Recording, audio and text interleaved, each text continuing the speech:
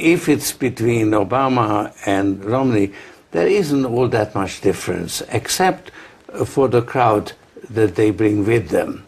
Romney would have to take Gingrich or Santorum as a vice president and probably have some pretty extreme candidates for the Supreme Court. So that's the downside. Even a President Obama and a President Romney, when it comes to questions of taxation, particularly taxation of the so-called 1%, issues like carried interest. Do you see any difference there? That is the big difference, and that has led my hedge fund community abandon Obama in favor of any Republican, because they don't like to be taxed. You one of Lenin's useful idiots in the view of your fellow hedge fund billionaires to be making this kind of argument? Well, I suppose so. I'm a traitor to my class. President Obama has deployed the confidence multiplier and claims to have contained the recession. If there is a double dip, the population will become susceptible to all kinds of fear-mongering and populist demagogy. If President Obama fails, the next administration will be sorely tempted to create diversions from troubles at home, and that could be very dangerous for the world. I tell you this, there is no disputing how generous you've been with your money. You've given better than $5 billion to a variety of good. Here's what I'm asking you, though. All right? Now, your quantum fund is registered actually in Netherlands Antilles. So what I'm curious about is when you advocate that the well-to-do should pay more in taxes. Look, no, I'm just asking, please. Do you see where some would say, wait a minute? No, let me say two things. First of all, I pay taxes. My fund is in Curaçao. The foreign shareholders don't pay taxes. I pay taxes on my income from that fund. My management company is located here. We pay taxes. So this is a lie that I have seen in print, and I've seen it repeated. So the other taxes you pay in this country, are they at the 35%? I would like to discuss policy. You're now falling into the trap of your colleagues in Fox, which shall remain nameless, because I think they are so disreputable. I wouldn't want to mention their names. Soros, I respect you. That's why I came here. All right? I don't think we can be demeaning. So let's not get personal. What I'm asking you. Let's talk about policy. But no, because this is part and parcel of the same story. Yeah. The whole story. Let your public find out who I really am, what I really stand for. I chose this country as my home, right? And I want this country to be worthy of the principles that have made it great. And now we are losing those principles. We are being misled. We need to correct it. You mentioned that personalities of this network. You meant Bill O'Reilly. Of course I meant Bill O'Reilly, but I really consider him disreputable. Well, you don't like him at all? No, I think that he uses methods that I find unacceptable. That's why I wouldn't go on his show. I'm happy to be here, but I have to stop you when you get personal. Well, the reason why I read a lot of books, I loved your book, and I love Bill O'Reilly's book, Culture War, because he made some pretty strong remarks about you, Mr. Soros. He said, Soros is a smart, ruthless ideologue who will stop at nothing to advance the secular, progressive offensive. He has no scruples, ethics, or sense of fair play. A lot of nasty things said about you. People who said that your daddy Warbucks a drug legalization. Yes. That was a Democratic former health secretary. But does that bug you that no matter what good you try to do, people come back and say, Daddy Warbucks with evil intentions? Look, that is actually what pushes me to stand up. You know, I supported people who stood up for freedom and democracy in countries like the Soviet Union.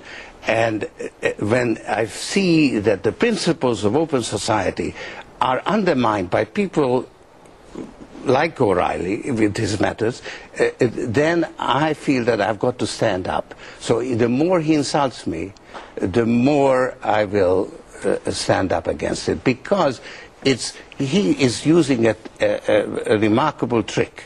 You know, he comes straight out of George Orwell, who wrote a book, 1984, you know, Newspeak, that you say the opposite of what you mean. I decided to set up a foundation devoted to the promotion of open society.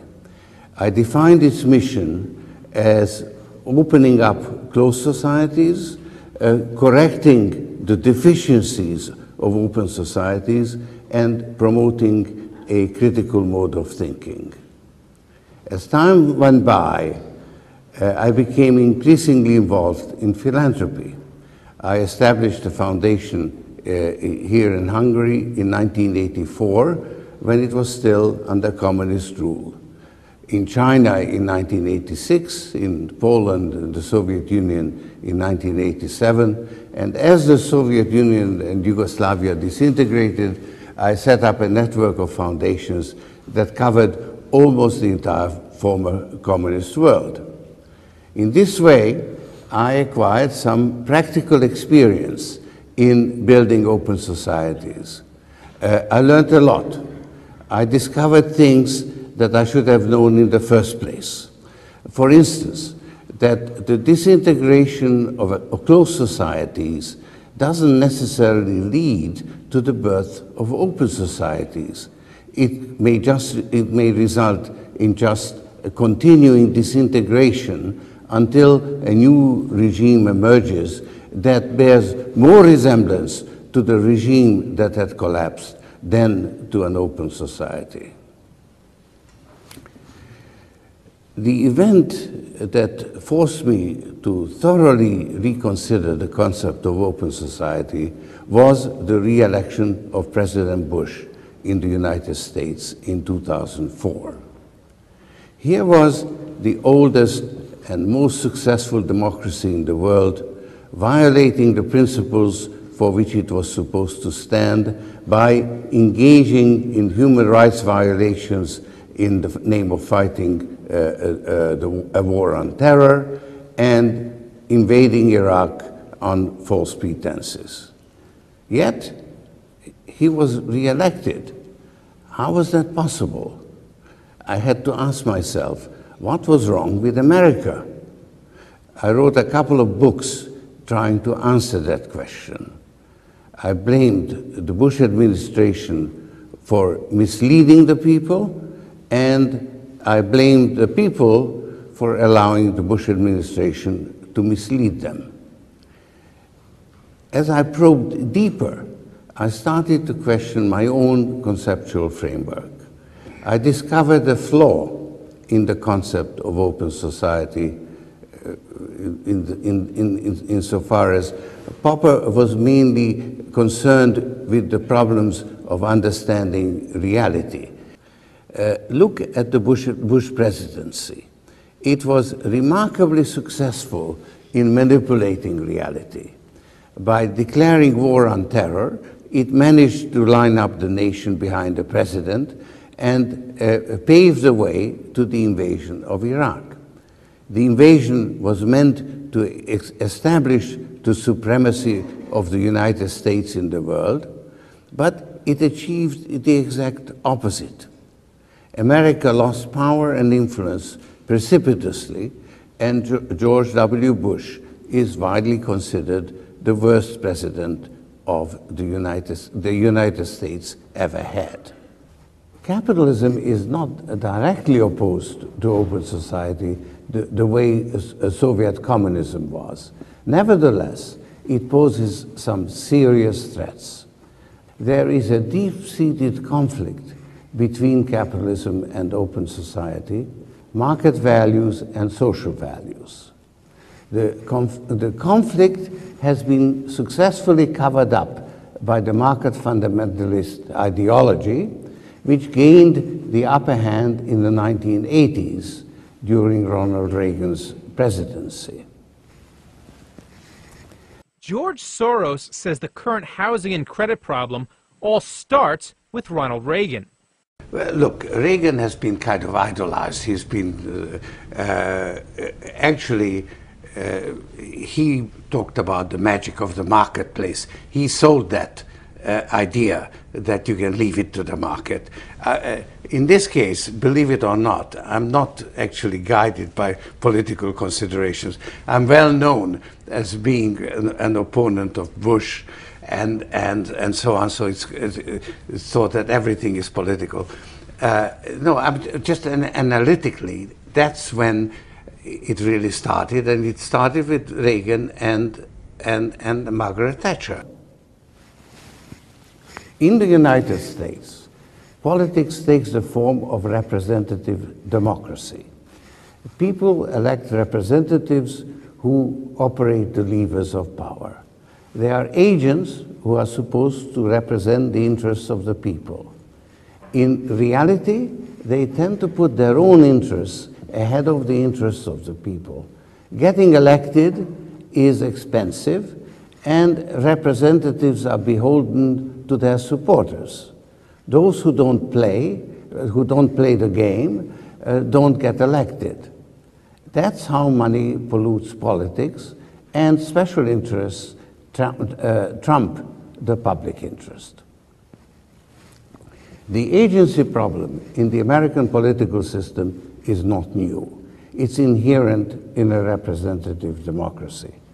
The right to petition elected representatives was written into the Constitution. Yet, the agency problem seems to be much more severe today than it was even as recently as my arrival in the United States in 1956. Why? There are several objective historical developments which may be held partly responsible, notably the development of sophisticated methods of manipulating public opinion and the growth of special interests. But the main culprit is a decline in public morality fostered by the rise of market fundamentalism. I'd like to think that at the time of the founding of the Republic, citizens were genuinely guided by a sense of civic virtue. Fortunately, the founding fathers didn't put much faith in that and built the Constitution on the division of powers. They created checks and balances between competing interests. That's why the Constitution holds up so well in spite of the decline in morality. Even when I first arrived in 1956, people professed to be guided by intrinsic values like honesty and integrity. It may have been hypocritical with all kinds of vices clandestinely practiced, but still, it was very different from today's public life, where the blatant pursuit of self-interest is openly admitted and people are admired for being successful, irrespective of how they achieved it. Once I became aware of the agency problem, I discovered it everywhere. Communism failed because of the agency problem. Karl Marx's proposition, from everybody according to their ability and to everybody according to their needs, was a very attractive idea, but the communist rulers put their own interests ahead of the interests of the people. The agency problem is also the bane of representative democracy, because the elected representatives use their powers for their own interests to the detriment of the common interest. Right now, the Chinese public is willing to subordinate individual freedom to political stability and economic advancement, but that may not continue indefinitely. Corruption is a big problem, and China needs the rule of law so that citizens can criticize the government and prevent it from abusing its powers. And China needs to become a more open society in order to be acceptable to the rest of the world. The rest of the world will never subordinate the freedom of the individual to the prosperity of the Chinese state. As China is becoming a world leader, it must learn to pay more attention to the opinion of the rest of the world. But all this may be happening too fast for the Chinese leadership to adjust to it. China is accustomed to thinking of itself as the victim of imperialism. So it doesn't realize that it's beginning to occupy an imperialistic position. That's why it has such difficulties in dealing with Africa and its own ethnic minorities. Hopefully, the Chinese leadership will rise to the occasion. It's no exaggeration to say that the future of the world depends on it. This would be the time, because you really need to bring China into the creation of a new world order, financial world order. They are kind of reluctant members of the IMF. They play along, but they don't make much of a contribution because it's not their institution. Their share is not commensurate. Their voting rights are not commensurate to their weight. So I think you need a new world order that China has to be part of the process of creating it, and they have to buy in. They have to own it the same way as, let's say, the United States owns the Washington Consensus, the current order. China will emerge as the motor replacing the US consumer. And of course it's a smaller motor because the Chinese economy is much smaller. So the world economy will have less of a motor. So it will move forward slower than it has in the last 25 years. But China will be the engine driving it forward, and the US will be actually a drag that's being pulled along through a gradual decline in the value of the dollar.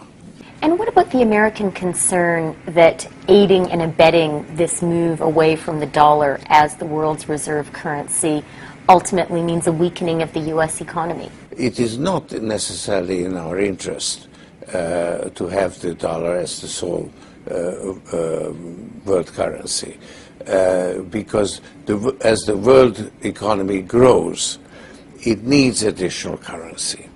And if the dollar is that additional currency, it means that the U.S. has to have a chronic current account deficit. And that is not appropriate. So I think it's in our interest as well to reform the system. I think this is a healthy, if painful, adjustment that the world has to go through. If America doesn't actively take part in this sort of renegotiation of global finance, what will happen? What's your nightmare scenario? Well, the Chinese will go bilateral. They already do it. They already have a clearing arrangement with Argentina, and I think they're working on one with Brazil, and you will find that there will be more and more bilateral arrangements. So the dollar will remain the main international currency, but its use will decline. So I think that a world of bilateral relations is less desirable than a continuation of a multilateral system. But the system we have now has actually broken down, only we haven't quite recognized it. And so you need to create a new one. And this is the time to do it. In the United States, how worried are you about the budget deficit and maybe about the possibility of inflation? Well, certainly a decline in the value of the dollar is necessary in order to compensate for the fact that the U.S. economy will remain rather weak, will be a drag on the global economy. People may not know what's good for them, but profits do provide an objective criterion by which market participants' performance can be measured. No wonder that the profit motive has gained such prominence among the values that guide people's behavior. Not only do profits provide the means for the pursuit of whatever ends people may have, but they also serve as an end in itself, because as a reliable measure of success, they attract other people's admiration and generate self-esteem. Indeed, many successful business people feel much more secure in making money than in using their wealth. The spread of market values has brought immense economic benefits in the course of history. Looking back, Christianity used to treat the pursuit of profit as sinful. This hampered economic development. The Reformation then facilitated the development of markets and opened the way to material progress and the accumulation of wealth. Society underwent a great transformation. Traditional relationships were replaced by contractual ones. Contractual relations came to penetrate into more and more spheres of social life, and eventually relationships started to be replaced by transactions. The pace of change continued to accelerate. It spread up tremendously during my lifetime. The difference between my childhood in Hungary and my adult life in America is quite dramatic. So were the changes that occurred in America between my arrival in 1956 and the present day. When I first came to America, I was struck by how much further market values had penetrated into society than in my native Hungary, or even England, where traditional values and class distinctions still prevailed. Since then, both England and America underwent a further transformation. The professions like medicine and law became businesses. In my view, this has had a destabilizing effect on society, just as market fundamentalism has had a destabilizing effect on financial markets. One way to bring home the objective reality is to draw attention to death as a fact of life. The mind finds it difficult to accept the idea of ceasing to exist, and all kinds of narratives and myths have sprung up around the idea of life after death. I have been struck by an Aztec ritual where teams compete in a ball game and the winners are sacrificed to the gods. That's an extreme example of the power of such myths. Yet the fact remains that the winning team died. Even so, I have to admit that the absence of life after death can't be proven to those who believe in it. My insistence on the importance of the objective aspect of reality is a matter of personal belief. Indeed, it has a curious resemblance to a religious belief. The objective aspect of reality, as I have constructed it, has many of the attributes of God as conceived in monotheistic religions. It's omnipresent and all-powerful, yet the ways of its working remain somewhat mysterious. The financial institutions that have survived are in a stronger competitive position than ever before, and they will resist a systemic overhaul that would curb their powers. What is lacking is a general recognition that the system is broken and needs to be reinvented. That's why it would be so important that the theory of financial markets I've outlined in these lectures should gain wider acceptance.